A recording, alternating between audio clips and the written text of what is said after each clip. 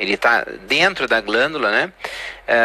Isso não é um critério de maior suspeição, o abaulamento da glândula. Agora, quando ele rompe a cápsula, ou seja, ele tem uma extensão extratireoidiana, daí de fato ele recebe 3 pontos e aí ele passa a ser mais suspeito. Com relação à presença de focos ecogênicos, a gente escolhe todos que se aplicam. Então a gente pode ter um nódulo que não tem nenhum tipo de foco hiperecogênico, aqueles focos hiperecogênicos com reverberação em cauda de cometa, normalmente maiores do que 1 milímetro de cauda, e esses são considerados coloides. Também a gente, uma característica que nos ajuda é ver esse foco associado a uma área cística no nódulo, né?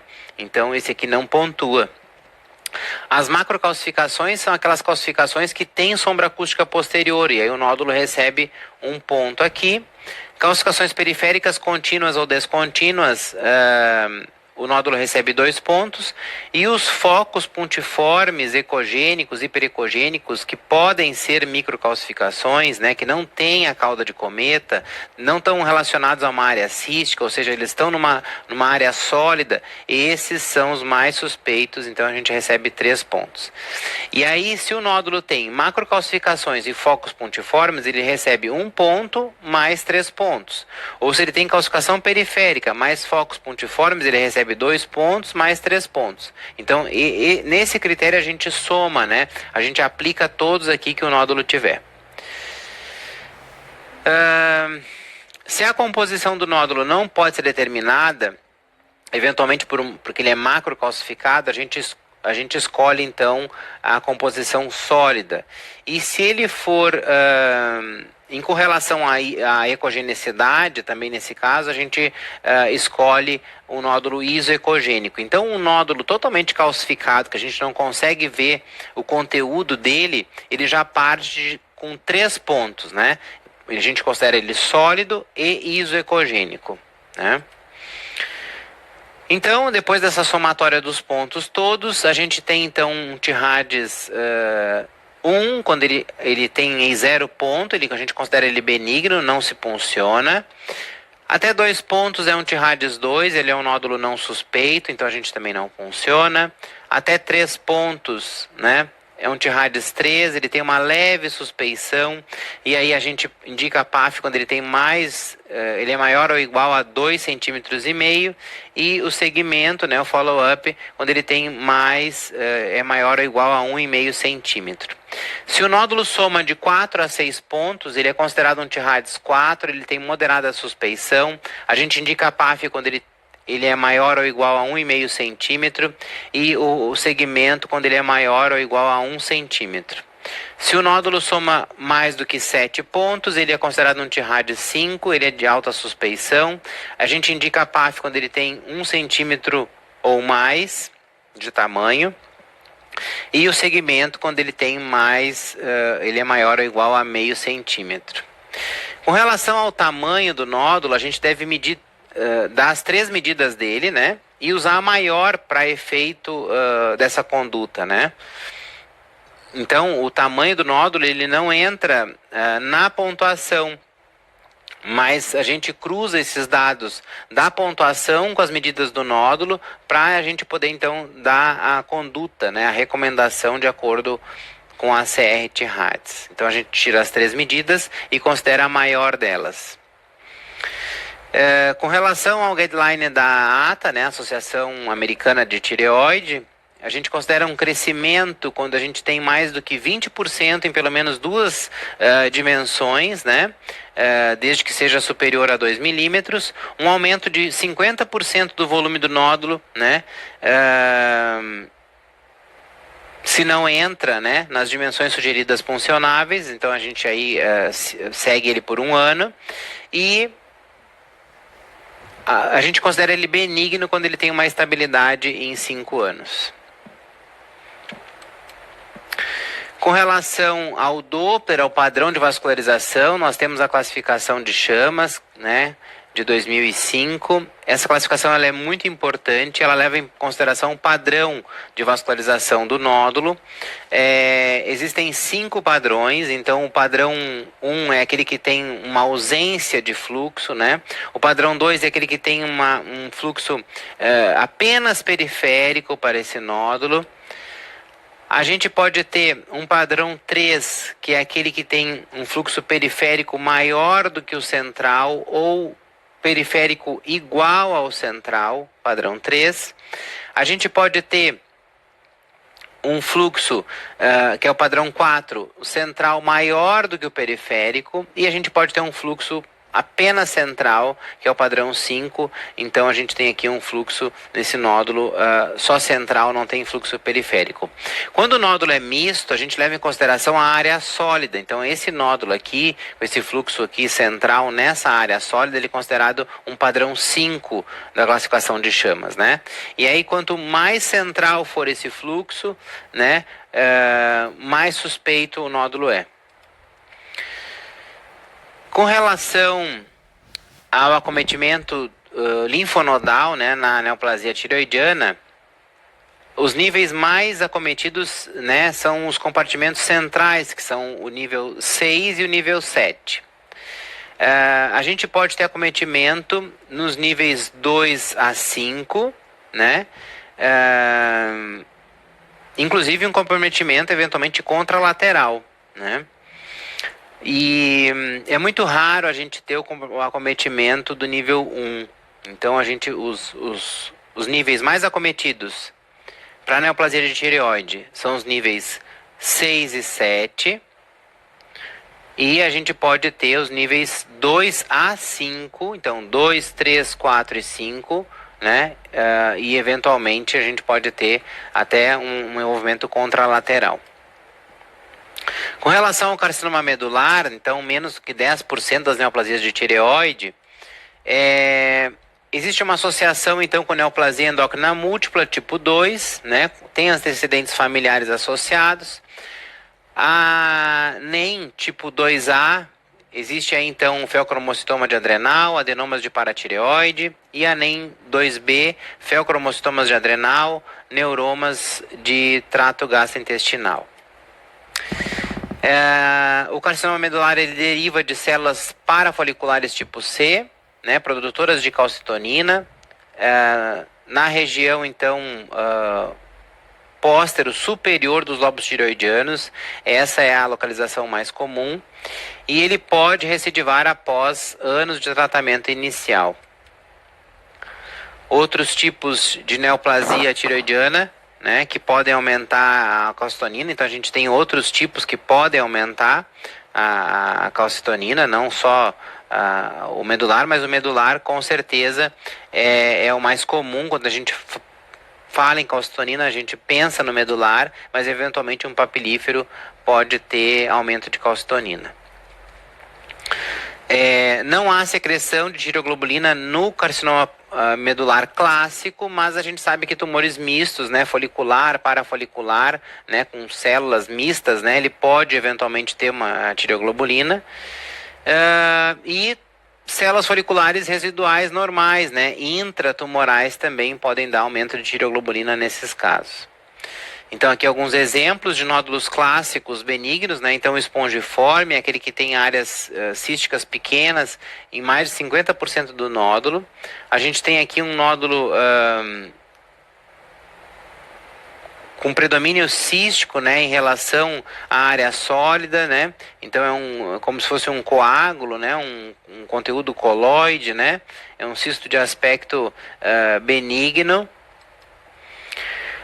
Aqui um nódulo de aspecto com esse padrão em girafa, em pele de girafa, né, que é esse que é um nódulo com áreas ecogênicas, né, de permeio, né? Então um nódulo sólido com essas áreas ecogênicas de permeio, um padrão em girafa, também benigno. E a gente tem esse nódulo hiperecogênico sólido, que é o cavaleiro branco ou o white knight, que a gente encontra ele normalmente num tecido tireoidiano, uma tireoidite, né? A gente pode ter esse nódulo hiperecogênico, também benigno. Bom, com relação à tireoide era isto que eu tinha para vocês. Vamos falar um pouquinho agora sobre a paratireoide. Na paratireoide a gente pode ter então um hipertireoidismo primário, e aí o mais comum é que seja, né, quando a gente encontra, o paciente vem para exame, né, para pesquisar, para esclarecer, investigar um hiperparatireoidismo primário, o mais comum nesses casos, até 85% dos casos, é a gente encontrar um adenoma solitário. Então, a ultrassonografia, ela evita uma exploração cirúrgica bilateral, porque a gente vai encontrar esse nódulo solitário, né? E aí diminui, então, a morbidade, os custos desse tratamento. A gente pode ter, nesses casos também, até 20% dos casos, uma doença multiglandular, ou seja, mais de uma glândula paratireoide envolvida. E aqui a gente pode ter hiperplasia e adenomas, né? O carcinoma, ele pode acometer em menos de 1% dos casos, né? Normalmente eles são maiores que os adenomas, então tem um tamanho médio de 3 centímetros e eles invadem estruturas adjacentes normalmente, podem ser irregulares, né? Hipoecogênicos.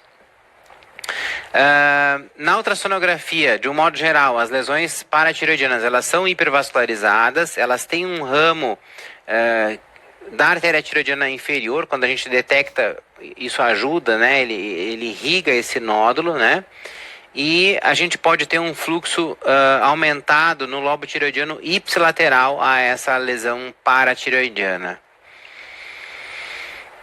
A conduta diante de um nódulo suspeito, né, para incidentaloma, então a gente faz a dosagem de cálcio e paratormônios séricos e PAF, né? Então a gente faz a citologia e a dosagem de paratormônio de PTH no lavado desse nódulo paratireoidiano, para ter certeza então de que se trata de uma paratireoide de fato. Citologia e dosagem de paratormônio.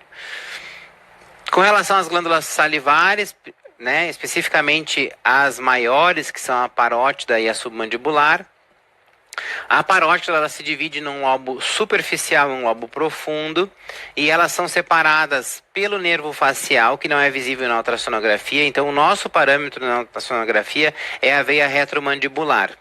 Aqui a gente tem então a mandíbula e aqui o processo mastoide. A gente tem aqui o tecido da glândula parótida e a gente tem aqui dois vasos. Em azul, a veia retromandibular, e esse nível dela é que divide o lobo superficial do lobo profundo. E aqui em vermelho, a artéria carótida externa, tá? Aqui, num corte transversal, como eu mostrei para vocês, a veia retromandibular e a artéria carótida externa, e aqui no longitudinal, a mesma veia retromandibular e a artéria, carótida externa, tá? Aqui glândula parótida, né? O músculo masséter está aqui em cima, aqui a mandíbula, né? O ducto da parótida é o ducto de Stenon, né? Ele repousa em cima do músculo masséter, né? Ele se exterioriza na cavidade oral, na altura do segundo molar superior, e a gente pode ter nesse meio do caminho aí, eventualmente, um tecido tireoidiano que a gente chama de glândula parótida acessória. A gente pode ter linfonodos intraparotídeos, que é bem comum esse achado, né? São mais comuns nos polos superiores e inferiores, e a gente vai ter um linfonodo de aspecto normal, com hilo gorduroso, né? Com relação à glândula submandibular, ela tem uma relação bem próxima com a artéria facial. A artéria facial, ela cruza a glândula submandibular. O ducto dela chama ducto de Wharton. E ele se exterioriza na cavidade oral junto à porção medial da glândula sublingual. Então, o ducto de Stenon é da parótida e o de Wharton, ou Wharton, da glândula submandibular. Aqui a gente tem a glândula submandibular. Aqui o músculo milioide, aqui o músculo hioglosso, né? Aqui a gente tem a tonsila, aqui a gente tem a língua e aqui a gente tem a artéria facial justaposta aqui à glândula submandibular. Então a artéria facial passa pela glândula submandibular, chega até aqui a comissura labial, onde ela se divide então em artéria labial inferior e superior, e ela segue em direção à região nasal. Aqui a gente tem então a artéria facial passando aqui, né, com relação então bem próxima à glândula submandibular. Com relação às doenças inflamatórias, né, a gente tem uma inflamação aguda das glândulas salivares, que a gente chama de cialadenite aguda, que podem ter causas virais, são mais comuns em crianças, pode ser cachumba ou citomegalovírus, e a gente tem as infecções bacterianas, que o agente mais comum é o Staphylococcus aureus. Na ultrassonografia, a gente vai ter um aumento volumétrico da glândula, uma redução da ecogenicidade pelo processo inflamatório, pequenas áreas ovaladas hipoecogênicas, então pequenos abscessos, áreas de conteúdo espesso, né? Então pequenas áreas ovaladas, aumento de fluxo ao Doppler pelo processo inflamatório, e a gente pode ter linfonodomegalias reacionais aos quadros de inflamação. Aqui a gente tem então uma glândula aumentada, um hiperfluxo ao Doppler, uma ecogenicidade diminuída, né? Pequenas áreas nodulares, né? De microabscessos, né? Conteúdo inflamatório. E aí a causa aqui é um cálculo, né? Então a gente tem uma cialoadenite secundária a uma cialolitíase, né? A gente pode ter linfonodos reacionais, então, conglomerados ou únicos relacionados a esse processo inflamatório. A gente pode ter os abscessos, então, secundário a uma infecção aguda, né? E aí os fatores de risco para abscessos são a desidratação e a obstrução ductal, né? Aumentam as chances de um abscesso. A detecção ao exame físico, ela pode ser difícil, né? E o ultrassom ajuda, né? A ver esse conteúdo purulento, se existe flutuação ou não, né? O ultrassom ajuda bastante a gente ver, o exame físico é um pouquinho mais limitado. Então, na ultrassonografia, a gente vai encontrar uma área sem fluxo interno ao Doppler, né? A gente pode ter debris em suspensão, falando sobre esse conteúdo espesso, né, inflamatório, e focos hiperecogênicos, né, que são bolhas de gás, né, o ar, dependendo do agente bacteriano aqui associado. A cialadenite crônica, né, a gente pode ter um edema intermitente doloroso nas glândulas e pode estar relacionado à alimentação. Na ultrassonografia, a gente tem a manutenção do volume, uma redução volumétrica, pensando então num quadro crônico, uma redução da ecogenicidade, a glândula heterogênea, né, com eventuais focos nodulares hipoecogênicos, o fluxo normal ou reduzido ao Doppler, então nos quadros crônicos. E aí a gente deve diferenciar de doenças granulomatosas, como sarcoidose, a doença de Sjögren, linfoma, lesões linfoepitelioides, né, relacionadas ao HIV. Então são os quadros diferenciais, né, diagnósticos diferenciais da cialadenite crônica. A cialolitias, então a gente tem cálculos nos ductos salivares. Na maioria dos casos, até 90%, de 60% a 90%, são nas glândulas submandibulares. Eles podem ser múltiplos e ele pode obstruir o ducto, né, totalmente ou parcialmente. E essa obstrução, ela facilita a infecção bacteriana, né? E ela pode levar, então, a um edema transitório durante a alimentação. Pode ser palpável, né? Na porção distal do ducto de Wharton. Então, no assoalho, aqui abaixo da língua, né? Na porção distal do ducto, a gente pode palpar o cálculo, a cialolitíase. A cialose, que é uma terceira entidade, né? Ela causa um edema indolor recorrente, não inflamatório, usualmente bilateral, é mais comum nas parótidas, ele está relacionado à desnutrição, etilismo e à cirrose. Então a gente vê aí umas glândulas aumentadas, a ultrassonografia, sem alteração de ecogenicidade e sem lesões focais, né? E tardialmente a gente pode ter algum grau de fibrose. A síndrome de Sjögren é mais comum nas mulheres acima dos 40 anos. A gente tem uma intensa infiltração barra destruição linfocitária e plasmocitária das glândulas salivares e lacrimais. O quadro, então, se caracteriza por xerostomia, artrite reumatoide e queratoconjuntivite. Então, a paciente tendo dois desses três, a gente pode pensar na síndrome. Um risco aumentado para linfoma não Hodgkin, isso aqui é muito importante, né?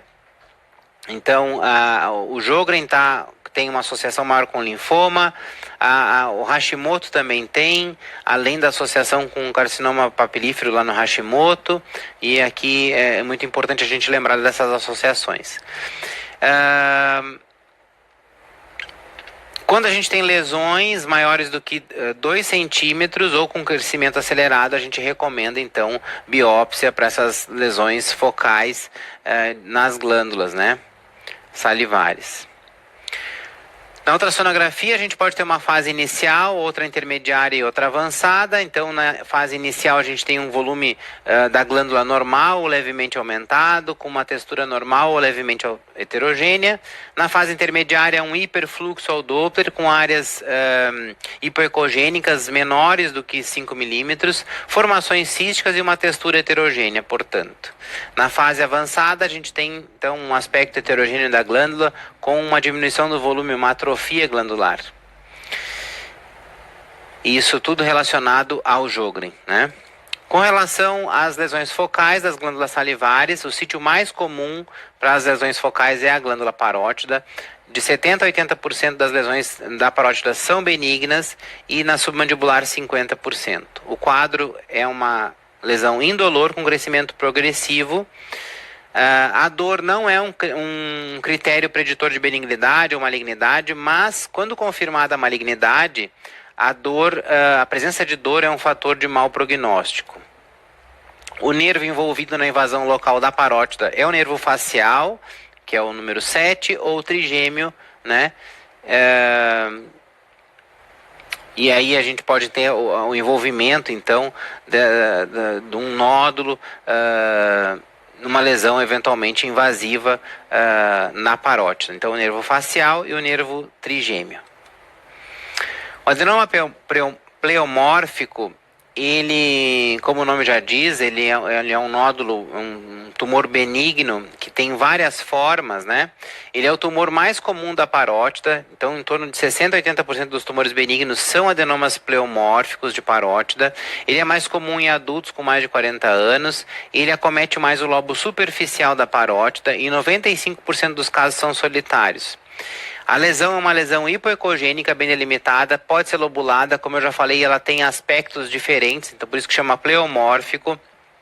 Pode ter degeneração cística quando tem mais do que 3 centímetros, pode ter calcificação quando é uma doença mais antiga e pode ter uma transformação maligna, né, com o passar do tempo. Por isso esses nódulos têm indicação de tratamento cirúrgico. O tumor de Vartan é um outro tipo de tumor, também benigno, é mais comum na parótida, né, em torno de 6 a 10% dos casos. Ele tem uma predileção pelo polo inferior do lobo superficial da parótida. Ele pode ser múltiplo em até 15% dos casos. E ele tem uma relação com tabagismo e radiação ionizante. Antigamente era mais comum no sexo masculino e atualmente a gente vê aí tanto em homens quanto mulheres. A ultrassonografia é uma lesão hipoecogênica heterogênea, bem delimitada, sólido-cística, vascularizada, né? E muitos casos ele tem um aspecto cístico multiseptado, ele pode ser sólido homogêneo, semelhante ao adenoma pleomórfico. Muitas vezes é difícil diferenciar um e outro, porque o aspecto é inespecífico, por isso é importante investigar a citologia do nódulo. E raramente ele tem uma transformação maligna, e a conduta para o tumor de Vartan pode ser uma conduta expectante. Com relação aos cistos congênitos, né, cervicais, a gente tem os cistos, né, as anomalias de fenda branquial. Então os cistos são as anomalias mais comuns, né, nessa região. A gente tem então cistos de primeira fenda, de segunda, terceira, quarta, né, e quinta fenda. Na primeira fenda, a gente pode ter aí cistos, os cistos, né, são de 5 a 8% dos casos estão na primeira fenda, eles estão acima do nível da mandíbula, próximo ao canal auditivo externo, dentro ou próximo da parótida, né? Então, acima do nível da mandíbula. De segunda fenda, até 95% dos casos, de 90% a 95%, entre o ângulo da mandíbula e a bifurcação da carótida profundamente ao platisma. Esses aqui são os mais comuns, de segunda fenda.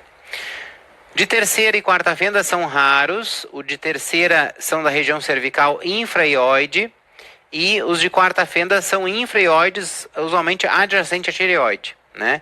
E a quinta fenda, ela não tem anomalias, né? Não está envolvida aí na formação do seio cervical de His. Então, primeira, segunda, terceira e quarta fenda, o mais comum disparado é o da segunda fenda, de 90% a 95% dos casos, entre o ângulo da mandíbula e a bifurcação da carótida, profundamente ao platisma. A gente tem outras lesões císticas, né? Nessa região cervical, então a gente pode ter cistos de retenção, cialocele, normalmente são secundários a um trauma, né, de glândula salivar, né, e aí faz aquele acúmulo de líquido, aquilo é uma cialocele, um cisto de retenção. As rânulas, que são cistos de retenção da glândula sublingual, a gente pode ter debris, né, dentro da glândula, um conteúdo espesso, ela tem uma relação com o músculo milioide. Então, quando ela está sobre o músculo milioide, a gente considera uma rânula simples, um cisto simples. Quando ela está sob, né, o músculo milioide, que é aquele músculo do assoalho ali da região sublingual, a gente considera então uma rânula mergulhante, né? A gente pode ter cistos de primeira fenda branquial, né, cistos linfoepiteliais, que podem ser multiseptados, eles podem estar presentes em pacientes com HIV, né, podem ser múltiplos nesses casos, 95% deles têm relação com a parótida e podem ser múltiplos e bilaterais. Então, cistos não congênitos, adquiridos, né, na primeira fenda, eles podem ter relação com HIV, né, e podem ser multiseptados. Os cistos de ducto tireoglosso são cistos muito importantes para a prova. Ele é o tipo mais comum de cisto cervical congênito. 90% deles ocorrem antes dos 10 anos de idade, mas a gente pode encontrar cisto de ducto tireoglosso em paciente idoso assintomático, né, eventualmente. Eles são 70% de todas as anomalias congênitas cervicais e eles têm associação com tireoide ectópica também. É a massa cervical mais comum na infância, ela se apresenta na linha média e o cisto branquial é bem lateral, né? Nas fendas, né? Bem lateral. Esse aqui é um cisto de linha média ou ligeiramente paramediano, né? Então é a massa cervical mais comum na linha média em jovens. A segunda mais comum são linfonodos. Não, desculpa. A segunda massa mais comum no geral. A primeira são linfonodos, né? Então, só para a gente repetir aqui para não ficar confuso, o cisto de ducto tireoglosso é a massa cervical mais comum na infância, é a massa cervical mais comum na linha média em pacientes jovens e, de um modo geral, ela é a segunda mais comum, porque primeira a gente tem os linfonodos. Clinicamente é uma massa cervical flutuante, indolor, com crescimento gradual e pode ser assintomático, como eu comentei com vocês. Ela pode infectar e ela pode ser móvel à deglutição e à protrusão da língua. Não existe uma prevalência de gênero, porém é mais diagnosticado em crianças masculinas e em pacientes adultos do gênero feminino. A localização pode ser supraioide, ou seja, acima do ocioide, de 20% a 25% dos casos. Na altura do ocioide, em torno de 30% dos casos. Ela pode ser infraioide em 45% dos casos. Então é mais comum a gente encontrar na topografia infraioide, né? Mas a gente deve pesquisar até a região supraioide, na linha média, então procurando aí todas as localizações de eventualmente um cisto de ducto tireoglosso. 70% são na linha média Ele pode ser paramediano, né? Então, até 2 centímetros da linha média, né? Adjacente aqui à cartilagem tireoide. E as lesões mais inferiores costumam distanciar, então, mais que as superiores. Então, quanto mais inferior, elas podem se distanciar mais da linha média, mas até, via de regra, 2 centímetros da linha média. Com relação aos linfonodos cervicais, também um capítulo muito importante para as provas, né? A gente tem os linfonodos submandibulares, que podem apresentar vascularização aumentada, comumente, né, em função de repetidas infecções de via aérea superior, né? São os linfonodos normalmente mais aumentados que a gente tem na região cervical. A vascularização periférica não deve ser observada em linfonodos normais. Então, aquela vascularização que vai até a cortical do linfonodo, um linfonodo normal não tem isto, ele tem um fluxo hilar normalmente. As linfonodomegalias reacionais são mais comuns na infância. E aí a gente pode ter um volume normal ou aumentado. E aí a gente tem a persistência do padrão hilar ao Doppler, né? Então o linfonodo ele pode ser um pouco aumentado ou até normal, né? Um padrão hilar ao Doppler e ser um linfonodo reacional / inflamatório, e isso é mais comum em crianças. Então a gente tem aqui um linfonodo mais arredondado, ele tem um fluxo hilar, né? Ele não tem fluxo aqui na região periférica do linfonodo, na região cortical. Aqui também um linfonodo com fluxo hilar, aqui também um outro linfonodo com fluxo hilar. Eles têm uma cortical espessada, bastante hipoecogênico, né? Não tem áreas císticas, não tem microcalcificações, né? Então são linfonodos alterados, sim, mas eles são reacionais / inflamatórios, eles não são suspeitos de malignidade, né? Por esse aspecto aqui. A gente pode ter uma periadenite, então isso sugere uma doença bacteriana, ou seja, quando a gente tem um aumento da ecogenicidade, né, uma hiperecogenicidade adjacente aos linfonodos, isso fala a favor de etiologia bacteriana. A gente tem algumas características que nos ajudam, né, a definir se o linfonodo é mais suspeito ou menos suspeito de malignidade. E aí, com relação à forma, né? Normalmente um linfonodo benigno ele é oval, alongado, com aspecto reniforme ou um aspecto de feijão. E um linfonodo suspeito de malignidade ele é mais arredondado, mais globoso, né? A exemplo desses daqui, mais arredondado, mais globoso. Com relação à ecogenicidade, o linfonodo benigno ele é hipoecogênico e o maligno com a ecogenicidade acentuadamente hipo. Então reparem que esses daqui eles são mais hipoecogênicos, né, do que este aqui. Com relação ao hilo, o linfonodo benigno ele tem uma ecogenicidade central, aqui está o exemplo, e no linfonodo suspeito, o hilo pode estar ausente ou muito fino, excêntrico, né? Então, conforme a cortical vai abaulando, vai aumentando, ela vai obliterando, ela vai deixando esse hilo mais excêntrico até que ele pode sumir, né? Então, essas são características importantes dos linfonodos. Ainda sobre os linfonodos malignos, né? Eles perdem então o formato elíptico, o formato oval, tendem a ficar arredondados, né? Ou eles podem vir em conglomerados, muitas vezes confluentes. Eles têm uma hipoecogenicidade acentuada. Eles podem ser até considerados anecóicos, de uma ecogenicidade assim tão baixa que podem ser até anecóicos. Eles perdem o hilo ecogênico, então ele fica obliterado, como eu já comentei. E quando a gente não vê o hilo, existe aí uma 50% de chance de malignidade. A gente pode ter áreas de espessamento ou nodulações da córtex. Então, a gente tem áreas em que a gente pode ter um maior abaulamento, né? Um maior espessamento cortical, ele fica um nódulo irregular, né? Então, uma parte fica mais lobulada e aí ele fica mais suspeito também. A gente pode ter calcificações, né? Tanto pontiformes quanto macrocalcificações no linfonodo. E quando a gente tem calcificações, elas aumentam a suspeição do linfonodo.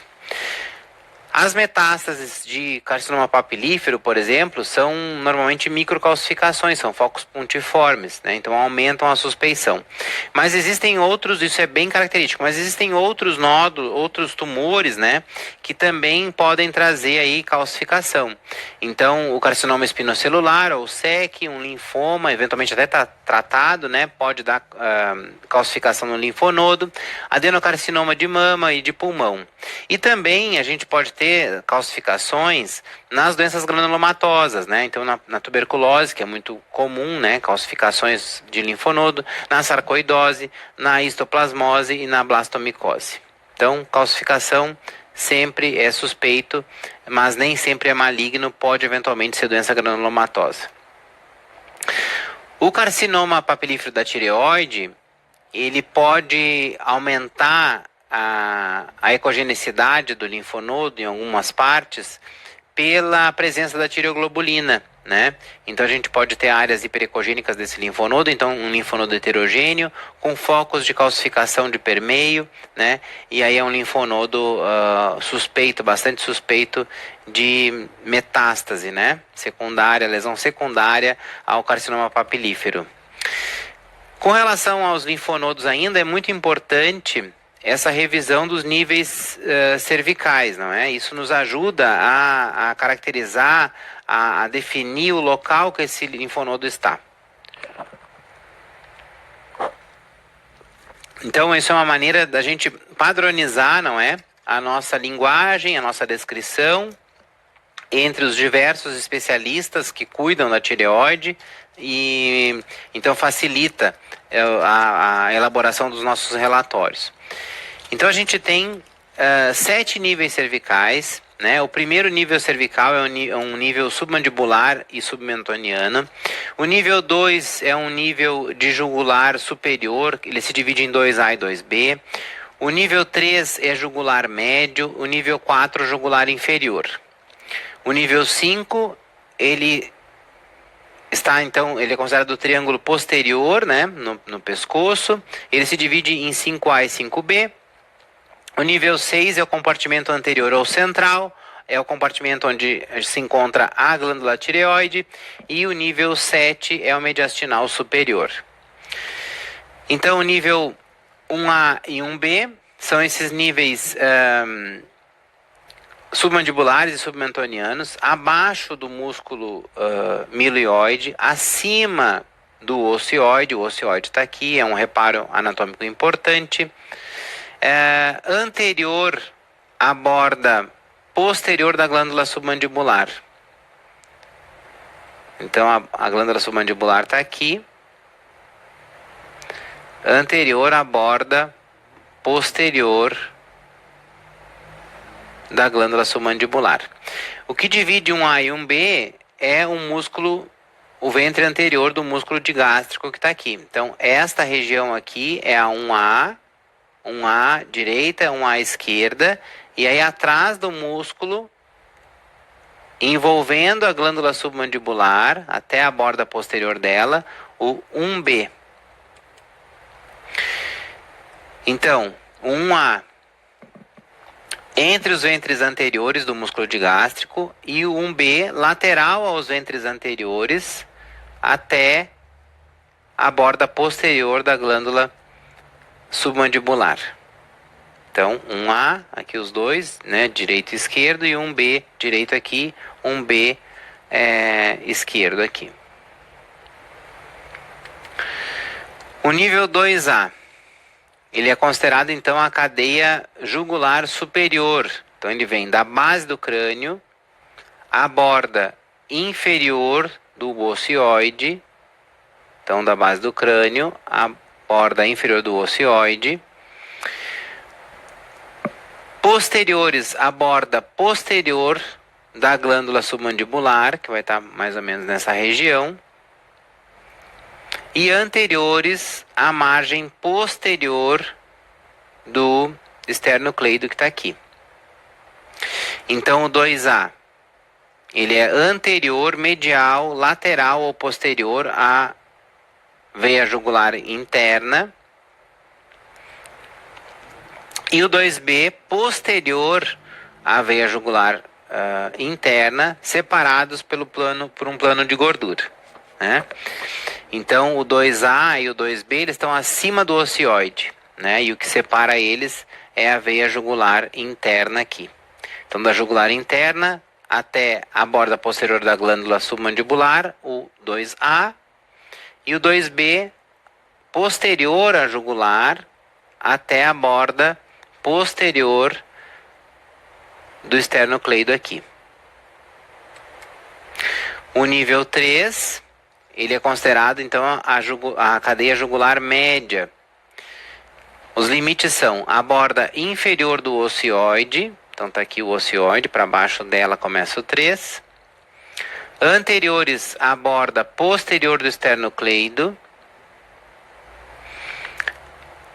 E o limite medial, né, é a borda lateral da carótida comum. Então, entre a carótida comum, a borda inferior do ocioide, a margem posterior aqui do esternocleido,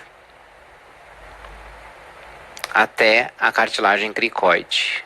O nível 3 é este. Abaixo do 3 a gente tem o 4.